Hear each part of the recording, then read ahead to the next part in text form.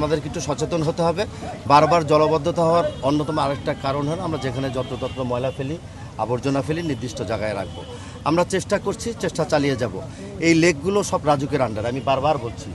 এটা সিটি কর্পোরেশনের পক্ষ থেকে আমরা কেন এসেছি, কর্তৃপক্ষের কাছে আমরা এই বিষয়গুলো সাজেশন আকারে চিঠি লিখে যার যার ডিপার্টমেন্টকে বলবো যে আমরা এইভাবে এটা দেখেছি, আপনি এইভাবে কাজ করলে হয়তো বা আগামী বছরগুলোতে ভারী বর্ষণ হলে যাতে জনদুর্ভোগ না হয়, জলাবদ্ধতা না হয়, এটা পরিদর্শন করতে এসেছি।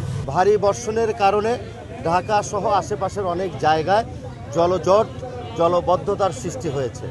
আমরা গতকালকের থেকে যেখানে যেখানে বেশি জলবদ্ধতার সৃষ্টি হয়েছে সেখানে আমরা সরজমিনে নিজেরা সেখানে পরিদর্শন করেছি। লেকগুলো হলো আমাদের রাজধানী উন্নয়ন কর্তৃপক্ষের রাজুকের, ওনারা এটা তত্ত্বাবধান করে, ওনাকে দেখাশোনা করেন।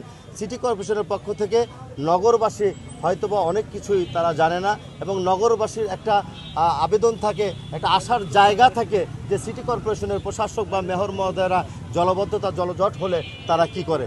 সেই কারণে তাদেরকে আশ্বস্ত করার জন্য আমি নিজে রাজুকের কর্তৃপক্ষের সাথে কথা বলেছি। আর যেই জায়গায় রাস্তাটা ভেঙে গেছে সেটা রাজুকের আন্ডারে।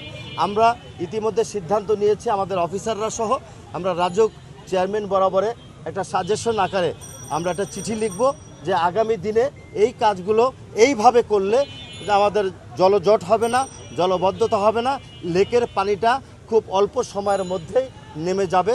পৃথিবীর সব দেশেই জলবদ্ধতা আছে। 4-5 দিন বৃষ্টি হলে পৃথিবীর বিভিন্ন উন্নত দেশেও এই জলজট, জলবদ্ধতা থাকে। হয়তোবা তাদের পানিটা পরিকল্পিতভাবে তাদের সুয়ারেজ ব্যবস্থা আছে, আমাদের বাংলাদেশে সেই পরিকল্পিতভাবে সেই সুয়ারেজ ব্যবস্থাটা এখনও হয়তো আমরা করতে পারিনি।